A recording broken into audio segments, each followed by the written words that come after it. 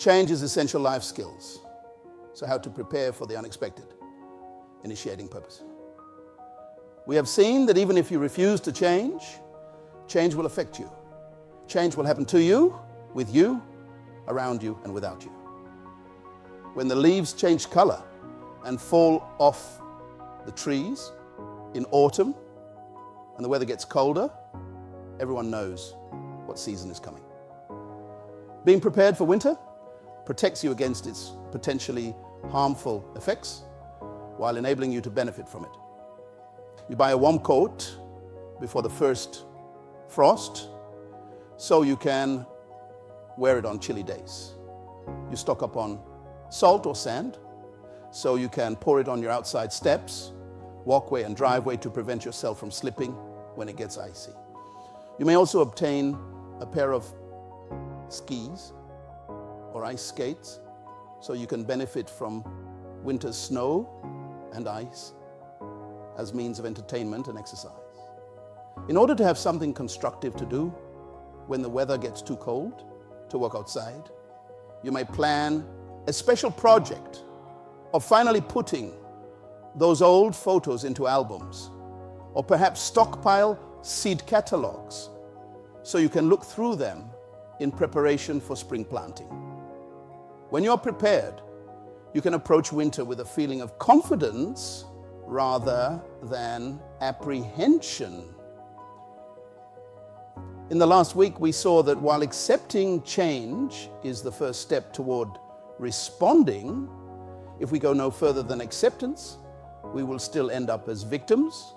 Let's look now at ways in which we can respond rather than react to change. Knowing how to respond to inevitable change rather than just reacting to it can keep you at peace during any change you may experience. If you're to engage fully in life, then you must not ignore the truth about the future. It holds one of two options for you. Respond effectively to change, or be a victim of change. Nothing is more secure than the familiar. Being creatures of habit, many people dread the thought of change. Yet since change is a principle of life, we must learn to live with it. And this is more than that, we must discover how to benefit from it. Responding rather than reacting to change enables you to grow stronger for the next phase of your life. You have the power to determine the quality and effectiveness of your future by your response to change. Ways to respond to change. You can oversee change. Overseeing or managing change means that you have recognized and acknowledged change, but are also taking some practical steps to address it. You are currently engaged in assessing how you can best control its impending impact on your life. You don't necessarily avoid the problem, but you try to direct its effects on your life, your environment, and your circumstances, thereby minimizing any negative results. You're still not yet positioning yourself to benefit or use it effectively. You're simply controlling it. Overseeing change is better than reacting in the ways we discussed in the previous chapter, but it's still not enough. Some overwhelming tides of change will flow through your life or your society, and you must adapt to them and participate in the transition process instead of fighting them. After the resurrection of Jesus of Nazareth, his disciples preached his message boldly, and an angry crowd wanted to put them to death. Yet Gamaliel, who was a Pharisee and a teacher of the law, warned the religious community, if it is from God, you will not be able to stop these men. You will only find yourselves fighting against God. Acts 5:39. You can integrate yourself in change. Integrating yourself in change means that when change is happening to you, you become an active participant in its unfolding. This doesn't necessarily mean that you approve of it or support it. However, you understand that it is a reality and position yourself to move forward in life in the midst of it. If you do support it, then you actively seek to help the change to take place. You embrace it and search for your place in it. Likewise, we can't fight change when the hand of God is truly in it. In such cases, we must demonstrate the maturity required for responding effectively in times of transition. In part 3, we will focus on how we can fulfill the purposes the Creator has for our lives and how change relates to those purposes. For now, let's remind ourselves of what first century theologian Paul of Tarsus wrote. We know that in all things God works for the good of those who love Him, who have been called according to His purpose. Romans 8:28. We can become a part of God's process, which always works for our good when we are aligned with His purposes. When we are in step with His plans, we can have confidence in any situation, however unsettling. For example, when political change is ushered in by an election and one party is replaced by another, there are usually some people in the losing party who separate themselves from the transition instead of remaining involved in the process. They say, for example, I'm not getting involved, or I'm not voting anymore, or I'm not going to work with these people. The only problem is that change will happen either with you or without you. It is the process of life.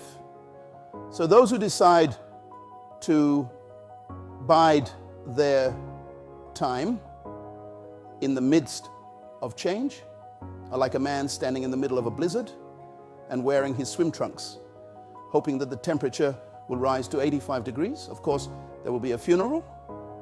Instead of integrating himself into the new season by wearing winter clothes or seeking refuge indoors, he allows the change of weather to kill him.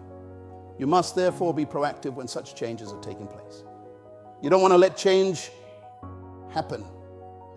You want to help change happen. Those who will survive and benefit in the midst of change are those who understand their places in the process and participate fully in what the change was intended to deliver. The danger, again, is the temptation to ignore change and be idle. Similarly, we can be tempted to just withdraw from active participation in God's purposes as a way of expressing our dissatisfaction with His will. This dangerous attitude says, if I am not in charge and in control, then I will not get involved. This is an immature, fatalistic mentality that reduces one to becoming part of the problem rather than a part of the provision in God's plan. This is why it is essential that we all find our places in God's program and fulfill our life purposes, no matter what new roles they may involve. You can prepare and plan for change. This is one of the highest levels of response to change. Those who prepare and plan for change are never really surprised by it, because they understand that change is integral to life. If you understand the nature of change, you always expect it. Therefore, the best response to changes that happen to you, around you, and within you is to anticipate them ahead of time, because you can prepare only for what you expect. Change can often be sudden and surprising, and you don't always know specifically what to plan for.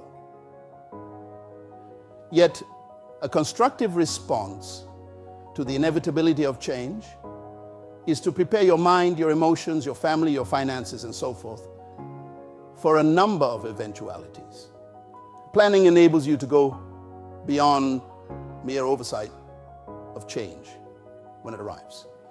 Instead, you can orchestrate it to work for your benefit. You can put in place sound overall plans, motivated by the mindset that change is a way of life. This is the essence of response to change, as opposed to reaction to change, because it requires forethought. If you don't learn to expect change, you will inevitably react to it when it occurs. You won't be able to respond to it effectively. A clear understanding that life will change is the key to preparing and planning for times of transition. It is this response of preparation that will give you control over change. To sum up, by planning and preparing for change, you reduce anxiety, stress, and fear.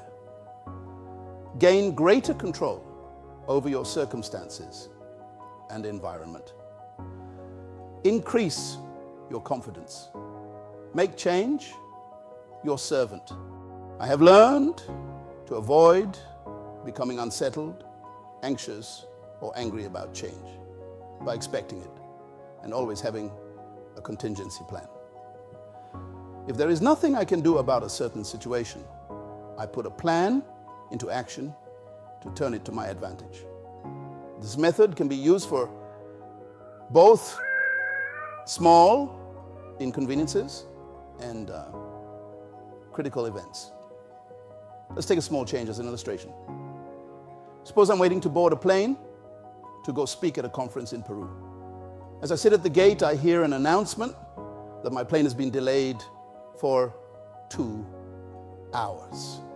Immediately, I open up my laptop and start reviewing my notes for my talk or planning material for a new talk. I never think twice about the situation as a problem.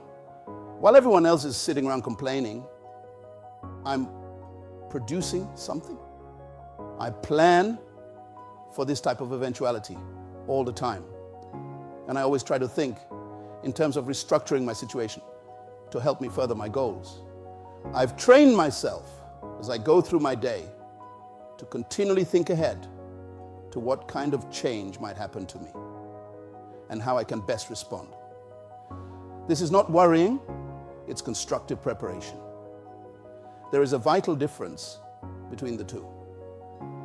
You have to prepare yourself not only for what you want to happen, but also for what could happen. That way, change never catches you off guard, and you're not confused or immobilized, at least for long. Planning and preparation are the evidence of foresight. They help produce internal peace for those who practice them, while others cower in chaos. I've watched people lose it because they didn't expect that a particular situation could ever happen, especially to them. That's the power of the unexpected. It can dislodge you from your sense of security and rob you of your peace. It can destroy what you claim to have faith in because you didn't anticipate a challenge to your belief. Again, you must expect change and plan and prepare for its eventuality, because what you expect can never really surprise or disappoint you. You can initiate change. Initiating change is the highest level of response to change. We will discuss this point in more detail in later chapters, so that you can learn to apply it in practical ways, including how to discover your God-given purpose. When you initiate change, you're responding to change by realizing its potential and power, and by actively creating it to further your vision and goals for your life based on your purpose. To initiate change means the following. 1, You determine what changes in your life and environment will best serve the purposes you have been called to fulfill on this earth. 2, you order your life and environment according to these best interests. In other words, your unique assignment from the Creator produces the incentive to create the conditions and to gather the resources that will produce the changes necessary to fulfill His will for your life. Are you willing to let go of the past and become proactive about the future? If so, you are ready to become a world changer.